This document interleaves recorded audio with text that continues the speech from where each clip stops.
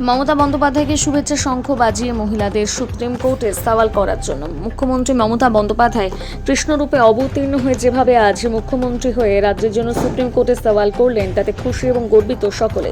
তাই রানাঘাট 4 নম্বর ওয়ার্ডের পক্ষ থেকে বুধবার রাতে শঙ্খ বাজিয়ে শুভেচ্ছা জানালেন মমতা বন্দ্যোপাধ্যায়কে। এরপর মিছিল করে পদযাত্রায় অংশগ্রহণ করলেন মহিলা তৃণমূল কর্মী সমর্থকেরা।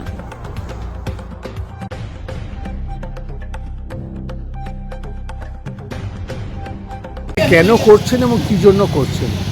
আজকে সেই ঐতিহাসিক দিন, ভারতবর্ষের ইতিহাসে মাননীয় মুখ্যমন্ত্রী মমতা বন্দ্যোপাধ্যায়ের যে ঐতিহাসিক সিদ্ধান্ত, যার জন্য বাংলার মানুষ আজ ভরসার জায়গা পাচ্ছে। সুপ্রিম কোর্টে বাংলার সাধারণ মানুষের জন্য তথা ভারতবর্ষের সমস্ত মানুষের জন্য তার যে সওয়াল, তার যে লড়াই, সেই লড়াইকে আগামী দিনের জন্য স্বাগতম জানাবার জন্য আজকে আমরা 8 নম্বর ওয়ার্ডের পক্ষ থেকে সবাই জমায়েত হয়েছি। মহিলারা শঙ্খধ্বনির মাধ্যম দিয়ে যুদ্ধের সূচনা করবে, সেই উপলক্ষেই আজকের এই যাত্রা শুরু করব। আমরা একটা কথা বলতে হয়,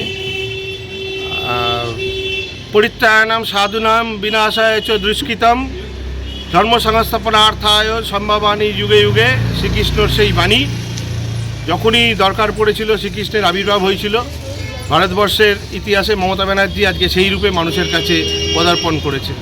আপনার নাম রেজিনেশন? আমার নাম জয়দীপ দত্ত, আমি 8 নম্বর ওয়ার্ডের জনপ্রতিনিধি, রানাঘাট শহর।